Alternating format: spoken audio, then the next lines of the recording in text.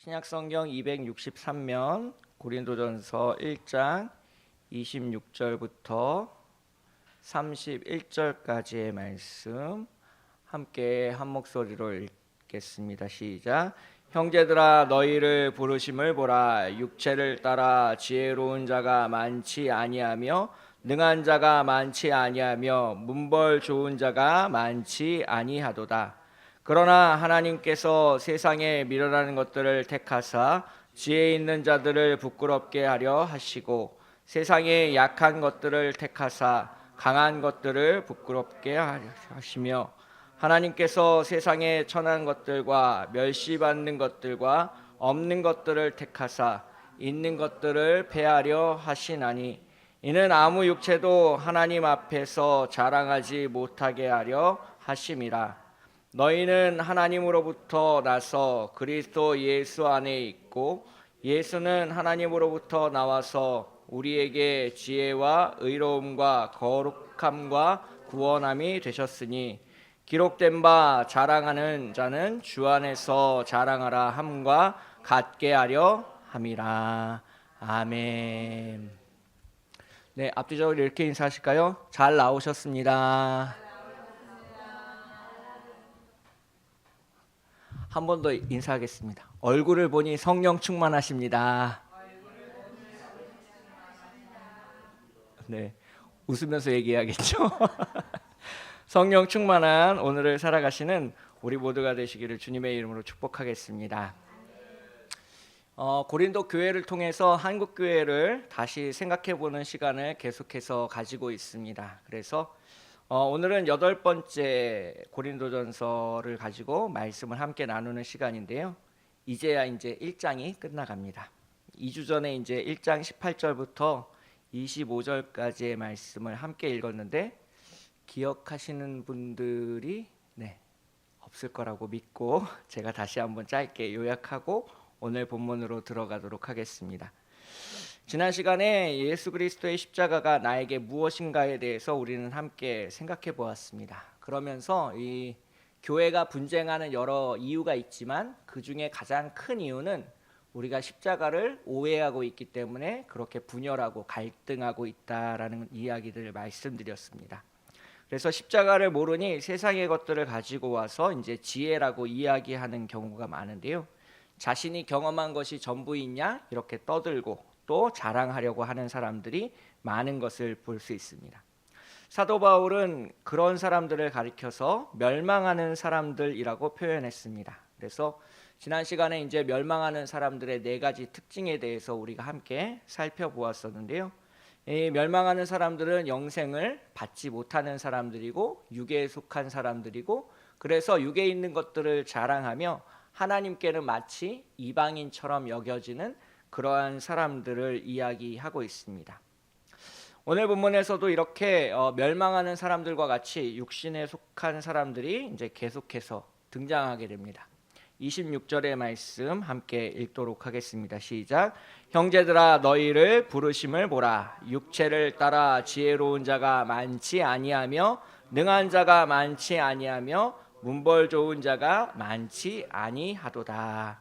아멘. 이 교회의 구성원들의 이제 비율을 보면 이제 그 똑똑한 사람 혹은 돈이 많은 사람, 문벌 좋은 사람, 그 다음에 힘이 센 사람 이런 사람들은 굉장히 소수였다라는 것을 우리가 26절을 알 수 있습니다. 그런데 문제는 무엇이냐면 이 소수의 사람들이 굉장히 자기 자신을 자랑하고 뽐내는 데 있었다라는 것을 우리는 알 수 있습니다. 가방끈이 길다고 자랑하는 사람, 힘이 세다고 자랑하는 사람, 가문이 좋다고 자랑하는 사람, 바울과 친하다고 자랑하는 사람, 베드로와 친하다고 자랑하는 사람, 아볼로와 연락이 된다고 뽐내는 사람, 하나님으로부터 직통 계시를 받는다고 자랑하는 사람. 이렇게 우리가 고린도전서 1장을 읽어보면 매우 소수의 사람이지만 교회를 분열시키고 있는 사람들은 자기를 뽐내고 자랑하는 사람들이라는 것을 이제 알 수 있습니다. 물론 우리가 이제 하나님께 주신 것에 대한 감사하는 마음을 가져야 되기는 합니다. 주님이 내게 주신 은사들이 있잖아요. 어떤 지혜나 어떤 많은 자녀들이나 혹은 여러 가지 은사들, 뭐 방언의 은사가 될 수도 있고 신유의 은사가 될 수도 있고 여러 가지 은사가 우리에게 주어져서 이제 감사할 수는 있는데 이것 우리가 이제 경계해야 되는 것 중에 하나가 이것인데요. 오늘 본문 이제 화면에 나오는 대로 이제 함께 읽어보도록 하겠습니다. 시작.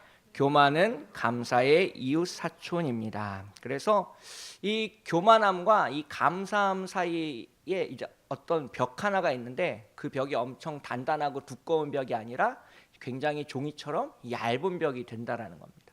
그래서 언제나 항상 감사한 사람이었는데 그 사람이 이제 교만한 사람으로 바뀌는 건 매우 순식간이라는 겁니다. 그래서 처음에는 하나님이 귀하게 사용하시는 감사가 넘치는 사람이었는데 어느 순간 보니까 그 사람이 하나님에 대한 감사가 사라지고 자신에 대한 자랑이 드러나는 교만한 사람으로 변질되기가 쉽다라는 것을 우리가 기억할 필요가 있습니다. 그리고 이 감사와 교만의 차이점은 뭐냐면 그것을 듣는 사람이 주눅이 드느냐 아니면 하나님께 영광을 돌리느냐 그 차이에 있다라고 하겠습니다. 그래서 감사를 이야기하는 사람은 그 이야기를 들었을 때 우리의 마음이 따뜻해집니다. 그리고 나도 덩달아 감사하게 되고 주님을 찬양하게끔 돼 있습니다. 그런데 이것이 지나쳐서 교만하게 되고 자신을 뽐내고 자랑하는 사람들을 만나게 되면 왠지 우리가 뭔가 부족한 것 같고 또 주눅이 들고 또 하나님에 대한 원망과 불평이 쏟아져 나오는 경우가 있습니다. 그래서 이제 교회 안에 여러 가지 사람들이 있는데요. 똑똑한 사람, 돈이 많은 사람, 높은 집안에 온 사람들은 별로 없지만 그들이 거들먹거리면서 교회 안에서 이제 뽐내고 다니면서 다른 사람들을 주눅들게 하고 상처를 입히고 또 마음에 원망과 불평이 가득하게끔 한다라는 데 있습니다. 이 오늘 본문 26절을 이제 그 헬라어로 이제 제가 자세히 다시 살펴봤는데요. 이 헬라어를 이제 유심히 살펴보면 이제 오늘 본문을 두 가지 의미로 해석할 수 있습니다. 그래서 이제 우리의 부르심을 보십시오라고 이렇게 권면하는 말투로도 번역을 할 수가 있고요. 이것을 굉장히 강하게 눈을 뜨십시오라고 이야기를 할 수도 있습니다. 그래서 이 블레포라는 이제 헬라어를 쓰게 되는데 이제 맹인이 눈을 딱 뜰 때 쓰는 단어를 이 본문에서 쓰고 있습니다. 그래서 형제들이요 눈을 떠서 보십시오. 하나님이 어떤 사람을 부르셨는지를 보십시오. 하나님이 똑똑한 사람을 부르셨습니까? 하나님이 돈이 많은 사람을 부르셨습니까? 하나님이 힘이 센 사람을 부르셨습니까? 아닙니다. 지금 여러분들을 부르셨습니다. 약하고 힘이 없고 자랑할 것이 없지만 하나님이 당신을 그리고 나를 부르셨다라는 것을 잊지 마십시오라고 사도 바울은 오늘 본문에서 권면하고 있습니다. 그래서 하나님이 이 택하시고 부르신 사람들은 은혜 받은 사람들인데요. 그 은혜 받은 사람들은 누구냐면 미련한 사람, 약한 사람, 비천한 사람, 그리고 없는 것처럼 여겨지는 사람들이었다라는 것을 오늘 본문은 기록하고 있습니다. 그래서 이 세상에서 우리가 연약할지라도 주님을 바라보면 담대해지게 되는데요. 바로 우리를 택하여 부르셨기 때문이라는 것을 기억하는 안양 초대교회 성도 여러분 되시길 주님의 이름으로 축복하겠습니다. 그래서 이 택하다는 단어를 조금 더 살펴보면 재미있는데요. 이 택하다는 단어를 살펴보면 이렇게 어떤 모임이 있을 때 이렇게 바깥에서 누가 와서 잠깐 나랑 얘기해 라고 이야기할 때 밖으로 끄집어내서 이제 단둘이 이야기를 나눌 때 쓰는 단어를 이 택하다는 단어로 쓰고 있습니다. 즉 수많은 사람들이 있는데 하나님이 그 중에서 어떤 한 사람을 택해서 어떤 특정한 부류의 사람을 택해서 밖으로 데리고 나가 속닥속닥 이야기를 나누시는 것이 바로 택함이고 선택이고 부르심이라는 것을 오늘 본문은 이야기하고 있습니다. 그래서 하나님께서 왜 그렇게 약한 자, 미련한 자, 또 연약한 자, 이름 없는 자 그런 사람들을 부르셨는지를 오늘 27절, 28절에서 나타내고 있는데요. 27절, 28절의 말씀을 함께 다시 한번 읽어보도록 하겠습니다. 시작. 그러나 하나님께서 세상에 미련한 것들을 택하사 지혜 있는 자들을 부끄럽게 하려 하시고 세상에 약한 것들을 택하사 강한 것들을 부끄럽게 하려 하시며 하나님께서 세상에 천한 것들과 멸시받는 것들과 없는 것들을 택하사 있는 것들을 패하려 하시나니. 네. 그래서 27절, 28절에서 하나님이 이제 그 선택한 사람이 있고 그렇지 못한 사람들이 있습니다. 제가 좀 표로 정리를 해봤는데요. 이렇게 파란색으로 나타나 있는 사람들은 이제 오늘 본문 27절, 28절에서 하나님이 택하시고 부르신 사람들로 나타나고 있고, 반면에 이렇게 노란색 바탕에 나와 있는 마치 세상에 군림하고 있는 수많은 사람들, 지혜 있는 사람들, 강한 사람들, 또 많이 가지고 있는, 또 가문이 좋은, 이름이 나 있는 그러한 사람들은 이제 하나님이 택하지 않으셨을 수도 있다라는 것들을 이야기하고 있습니다. 그래서 이렇게 27절, 28절에서 두 부류의 사람들이 나오는데요. 첫 번째 부류는 세상 속에서 가장 낮은 위치에 선 사람들입니다.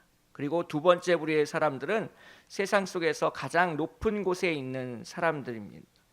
하나님들 이렇게 그 두 부류의 사람을 나눠서 왜 우리가 보기에는 낮은 사람들을 더 높이시고 높아 있는 사람들을 낮추시는지에 대해서 이야기를 하고 있습니다. 그래서 하나님이 두 가지 행동을 하시는데요. 첫 번째는 바로 그들을 부끄럽게 하려 하신다라는 겁니다. 그래서 이 제가 노란색으로 표시한 성경 구절을 보시면 하나님이 첫 번째 그들을 이제 이야기하는 장면은 부끄럽게 하신다라는 것이고요. 또 이제 두 번째로 나와 있는 것은 이제 패하려 하신다라는 것을 이야기하고 있습니다. 즉 세상 속에서 교만해지고 높아진 사람들을 낮추고 패하고 또 부끄럽게 하는 그러한 까닭을 우리는 이렇게 어떻게 이제 받아들이고 이해해야 되는가에 대해서 이제 우리가 생각해 볼 수 있는데요. 저는 이런 재미난 표현을 사용합니다. 하나님은 뒤집기의 명수다라는 이야기들을 이제 사용하는데요. 우리가 이제 부침개를 후라이팬에 구울 때 이렇게 쫙 하면 부침개가 뒤집어지잖아요. 그리고 부침개가 뒤집어져야 잘 익습니다. 그래서 이제 이렇게 그 씨름에서 이 뒤집기가 가장 많이 나오죠. 극적으로 나오는 이제 기술 중에 하나가 이 뒤집기입니다. 제가 어릴 때 이제 명절이 되면 텔레비전에서 이제 씨름을 이제 그 중계를 해줬는데요. 뭐 이봉걸 선수라든가 이만기 선수라든가 이준희 선수라든가 이렇게 우리가 지금은 이제 추억이 돼버린 이름들의 선수들이 나와서 이제 그 씨름 경기를 했습니다. 저희 형은 키 큰 이봉걸 선수를 좋아했고요. 저는 이제 이만기 선수를 좋아했는데, 제가 얼마나 이 씨름을 좋아했냐면 이제 초등학교 입학하기 전이었는데 이만기 선수가 이봉걸 선수한테 졌거든요. 4강에서. 그래서 제가 울었습니다. 내가 경기한 것도 아닌데 4강에서 이만기 선수가 졌다고 이렇게 우는 그런 이제 어린아이였는데요. 그 이만기 선수가 자주 썼던 기술 중에 하나가 이제 이 뒤집기였습니다. 서로 삿발을 잡고 살을 맞대고 거친 호흡을 내뿜으면서 하는 경기가 이 이제 그 씨름이 되는데요. 지금은 이제 예능인이 되어서 활동하고 있는 이 강호동 씨가 20살 시절에 이제 그때 당시 가장 모래판에서 강했던 이만기 씨를 꺾고 이제 천하장사가 되는 장면을 제가 텔레비전에서 보았습니다. 그때 이제 이 강호동 씨가 이제 모래판에서 흙을 붙잡고 막 공중에 던지면서 이 소리칠 때의 희열, 그런 것들이 이제 이 씨름이 주는 매력이 아닐까 싶은데요. 약한 사람이 강한 사람을 이기기를 바라는 것이 어떤 스포츠를 보는 사람들의 재미라고 한다면, 그 재미가 이제 가장 극명하게 나타나는 것이 바로 이 뒤집기가 되겠습니다. 그래서 넘어질 듯 넘어지려고 하는 그 마지막 순간에 마지막 힘을 짜내서 이렇게 뒤집는 그러한 기술들이 이 뒤집기가 되는데요. 이 하나님 나라 안에서 우리의 삶 또한, 그리고 우리가 세상에서 가지고 있는 이 지위나 명예나 어떤 지식, 이런 것들이 다 역전이 일어난다고 한다면 믿으시겠습니까? 그래서 하나님 나라 안에서는 이렇게 일종의 뒤집기, 역전의 원리가 작용하는데요. 높은 자가 낮아지고 낮은 자가 높아지는 그러한 원리가 나타나고 있습니다. 실제로 성경 말씀에서도 찾아볼 수 있는데요. 마가복음 10장을 보시면 이제 세베대의 아들들이 예수님께 찾아와서 하나는 우편에 하나는 좌편에 앉혀달라고 하는 그러한 무례한 요청을 했을 때 예수님께서 이렇게 말씀하셨습니다. 너희 중에는 그렇지 않을지니 너희 중에 누구든지 크고자 하는 자는 너희를 섬기는 자가 되고 너희 중에 누구든지 으뜸이 되고자 하는 자는 모든 사람의 종이 되어야 하리라. 아멘. 그리고 가장 낮은 자가 높은 자리에 앉게 되고 세상을 다스리려고 하는 사람은 세상을 섬기려는 종이 되어야 된다라는 것이 이 예수님 말씀의 핵심 중에 핵심인데요. 바로 하나님 나라 안에서는 뒤집기, 역전이 일어난다는 것을 보여주고 있는 장면입니다. 그래서 실제로 메시아가 도래하면 하나님 나라가 임재하면 이렇게 모든 것들이 뒤집어지고 엎어질 것이다라고 많은 사람들이 기도했습니다. 구약 성경 이제 사무엘상 2장에서 이제 한나의 기도를 보게 되면 이 한나 또한 이렇게 그렇게 기도한 장면을 이제 볼 수 있는데요. 이 한나가 이제 하나님 앞에 이제 길게 기도하면서 이렇게 기도하는 장면이 있습니다. 6절부터 이제 8절까지의 말씀 함께 화면을 보고 읽도록 하겠습니다. 시작. 여호와는 죽이기도 하시고 살리기도 하시며 스올에 내리기도 하시고 거기에서 올리기도 하시는도다.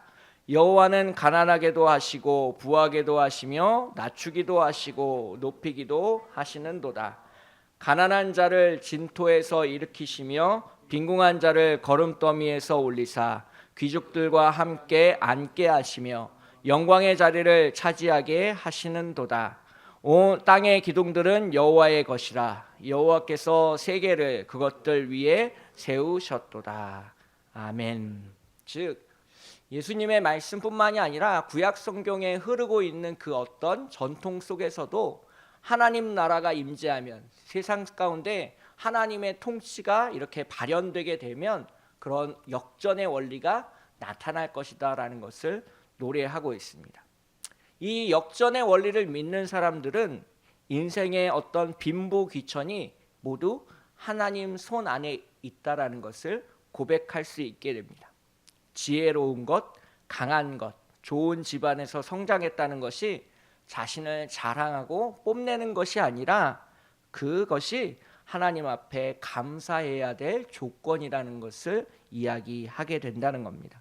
그래서 하나님의 은혜를 진짜 깨닫고 나면 내가 다른 사람들 앞에 으스대고 어깨를 높이고 뽐내던 것들이 얼마나 부끄러운 행동이었는지, 그리고 쥐구멍이라도 숨고 싶은 어린 아이와 같은 마음이었는지를 깨닫게 된다는 겁니다. 돈 좀 있다고 유세 떨고 좁쌀 만한 권력을 가졌다고 다른 사람을 자기 발 앞에 무릎 꿇리려고 하는 사람들이 얼마나 미련한지는 우리가 성경을 찾지 않아도 잘 알 수 있습니다. 최근 이제 그 뉴스에서 이제 가수 김모 씨가 이제 많이 화제가 되고 있습니다. 누가 보아도 이제 음주운전을 했던 정황이 분명히 하나하나씩 드러나고 있음에도 끝까지 자기가 음주를 하지 않았다고, 술을 마시지 않았다고 오리발을 내밀다가 이제 마지막에 가서야 이제 자기가 이제 자신의 죄를 고백하고 이제 사과하면서 이제 검찰에 출두하는 모습들을 볼 수 있습니다. 그 사람이 처음부터 그렇게 교만하고 또 머리를 잘 쓰는 사람은 아니었을 겁니다.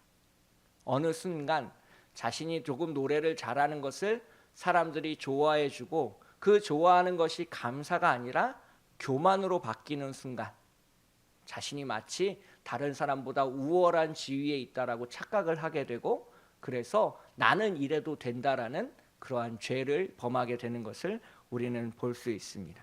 그래서 감사해서 교만으로 이렇게 썩어져 가는 것이, 부패하는 것이 얼마나 자연스럽고 쉬운 일인가를 우리는 세상 사람들을 보아서도 잘 알 수 있습니다. 오늘 본문 28절에서 이 패하려 하신다라는 성경 구절을 이제 잘 살펴볼 필요가 있습니다. 그래서 이 하나님께서 이 패하려 하신다라는 성경 구절을 이제 잘 살펴볼 필요가 있는데요.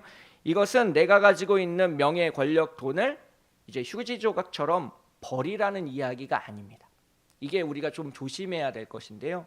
이단들은 이러한 성경 구절을 잘못 적용해서 마치 그것이 없어야 하는 것처럼, 우리가 다 이제 휴지통에 갖다 버려야 할 것처럼 이야기를 하는 그러한 경향이 있습니다. 그렇지만 이렇게 이 폐허해졌다라는 말을 잘 살펴보면 더 이상 그것이 나에게 중요하지는 않다라는 의미를 담고 있습니다. 부유해서 감사하죠. 또 건강해서 감사하고요. 또 많이 주신 것에 감사합니다. 하지만 그것이 하나님이 나를 사랑하는 그 사랑보다 더 감사할 이유, 또 좋아할 이유는 어디에도 없다라는 것이 이 폐하여졌다라는 것의 의미가 되겠습니다.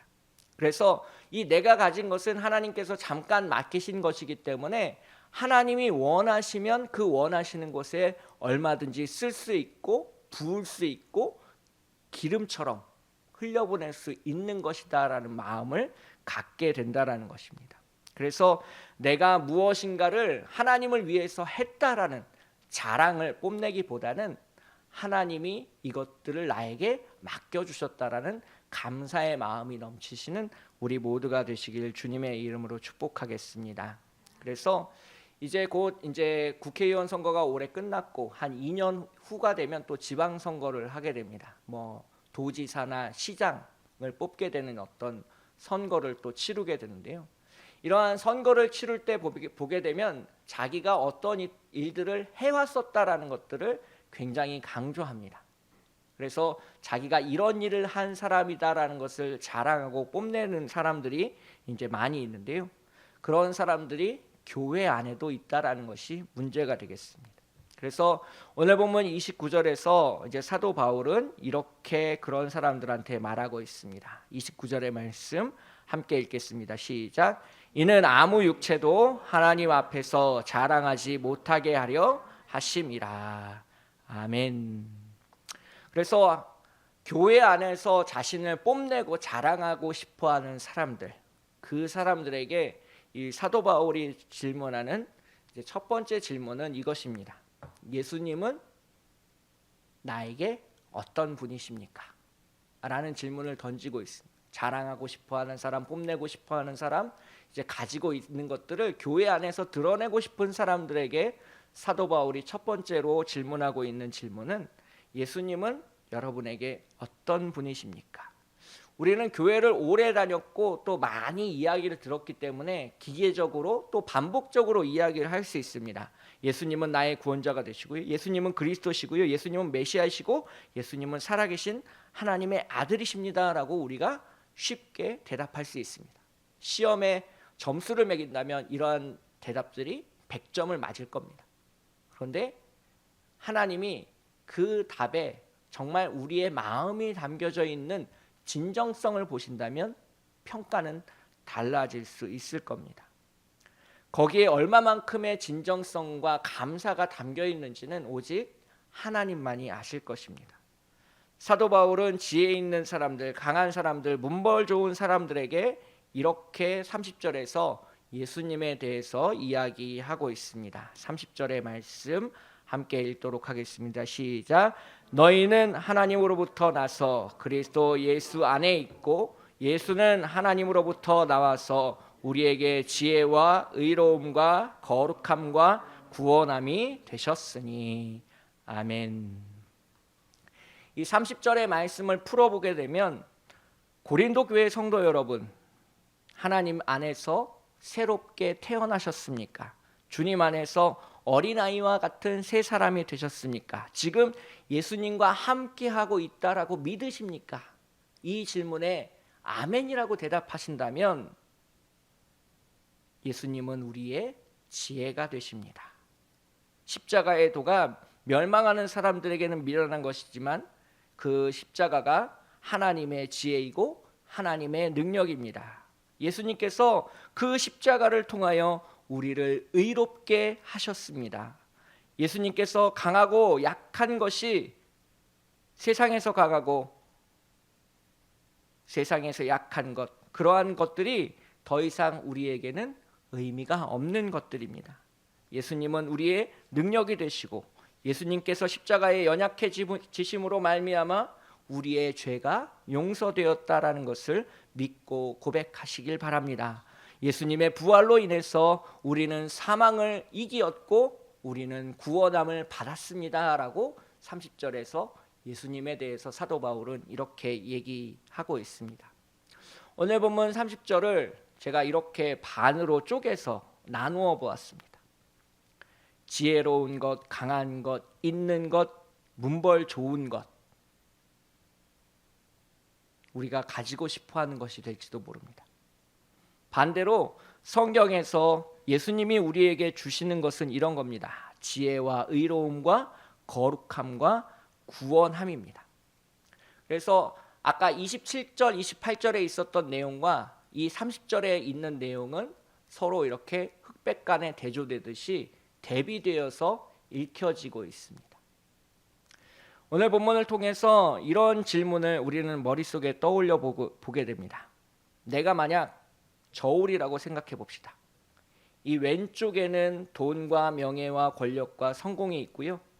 오른쪽에는 십자가와 의로움과 거룩함과 구원함이 있습니다. 나에게 있어서 어느 것이 더 가볍고 어느 것이 더 무거운지, 내가 저울이라고 한다면 나는 어느 쪽에 기울어 있는 사람인지 우리는 오늘 본문 속에서 이 질문을 던져볼 수 있습니다. 나는 하나님을 믿지만 돈과 성공과 명예와 권력에 더 방향 지어져 있는 사람은 아닌지, 아직 예수는 잘 모르지만 하나님의 의로움과 거룩함을 쫓아 오늘을 살아가고 있는 사람은 아닌지 오늘 본문에서 우리는 질문을 던질 필요가 있습니다. 머리로는 이 오른쪽으로 파란 것들을 붙잡아야 된다라고 생각하지만 핸들을 왼쪽으로 꺾으며 세상으로 날아가고 있는 잘못된 내비게이션을 우리가 가지고 살아가고 있는 것은 아닌지 오늘 본문 속에서 한번 다시 생각해 볼 필요가 있습니다. 마지막 31절에서 그래서 이제 사도 바울은 31절 1장을 이렇게 마무리하고 있습니다. 31절의 말씀 함께 읽도록 하겠습니다. 시작. 기록된 바 자랑하는 자는 주 안에서 자랑하라 함과 같게 하려 함이라. 아멘. 그래서 오늘 본문의 설교 제목이자 오늘 본문의 결론이 도달하게 됩니다. 우리가 자랑해야 되는 것이 있다면 그것은 주님 안에서 주님이 우리에게 주신 것을 감사하며 자랑할 수 있을 뿐입니다.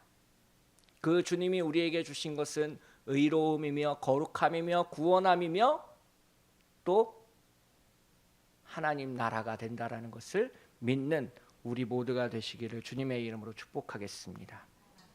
사도 바울은 누구보다도 성경을 잘 알고 있던 사람이었습니다. 그래서 오늘 본문 31절은 사도 바울이 성경에서 읽고 그것을 통해서 자신의 생각을 드러내는 온고지신의 모습을 보여주고 있습니다. 그래서 오늘 본문 31절을 보시면 성경책을 찾아보시면 이렇게 그 주 안에서 자랑하는 자는 주 안에서라는 표현 앞에 어떤 표시가 있고요. 그런 다음에 이제 그 표시를 따라가 보면 이제 성경 구절이 나오는 경우가 있습니다.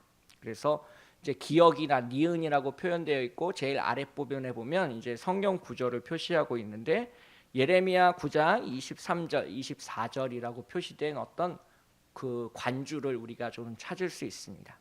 그래서 이 마지막 31절에 나오는 내용이 예레미야 9장 23절, 24절의 말씀에서 우리가 찾을 수 있다라는 것을 알 수 있는데요. 화면에도 나오긴 하지만 우리가 한번 마지막 한번 찾아보도록 하겠습니다. 구약성경 1066쪽에 있는데요. 구약성경 1066쪽 예레미야 9장 23절, 24절의 말씀입니다.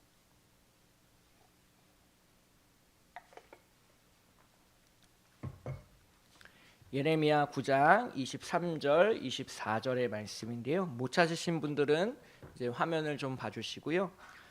찾으신 분들은 형광펜으로 한 번씩 칠해놔 주시면 좋을 것 같습니다. 그래서 예레미야 9장 23절, 24절의 말씀 함께 읽도록 하겠습니다. 시작. 여호와께서 이와 같이 말씀하시되 지혜로운 자는 그 지혜를 자랑하지 말라. 용사는 그의 용맹을 자랑하지 말라. 부자는 그의 부함을 자랑하지 말라.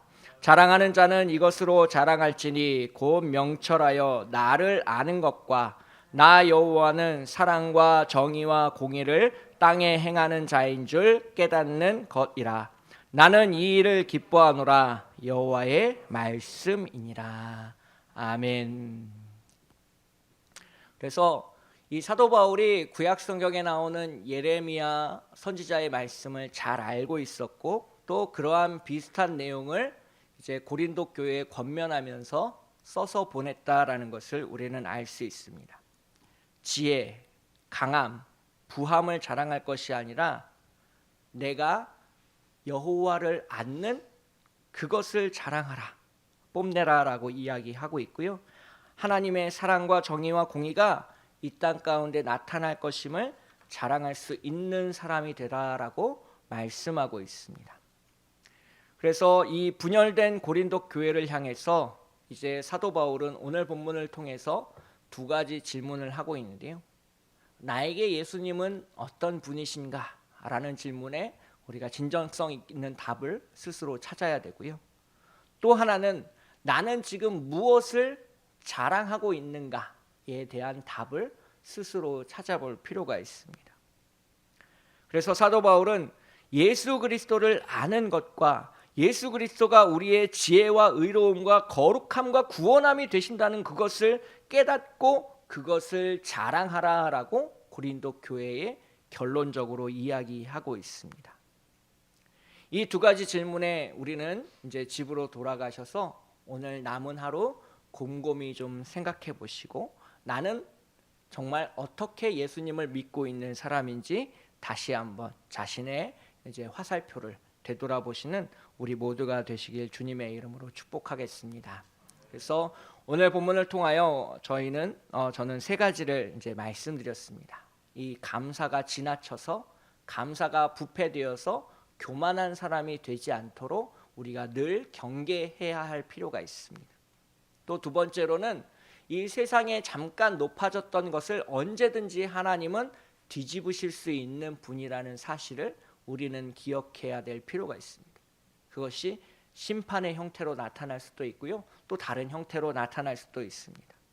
마지막 세 번째로는 오직 주님 안에서 주님만을 자랑할 수 있는 안양 초대교회 성도 여러분 되시기를 주님의 이름으로 축복하겠습니다. 함께 기도하겠습니다.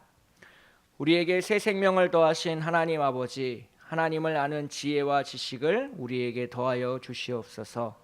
여호와의 정의와 공의와 사랑이 이 땅 가운데 나타나길 기다리며 기도합니다. 우리가 주님 안에서 더 겸손하고 더 낮아지게 인도하여 주시옵소서. 오직 예수 그리스도만이 우리의 지혜가 되시며 강함이 되시고 우리를 거룩하게 하시고 우리를 구원하여 주시옵소서. 성령을 보내셔서 전도에 미련한 것으로 세상을 이기게 하신 예수 그리스도의 이름으로 간절히 기도합니다. 아멘.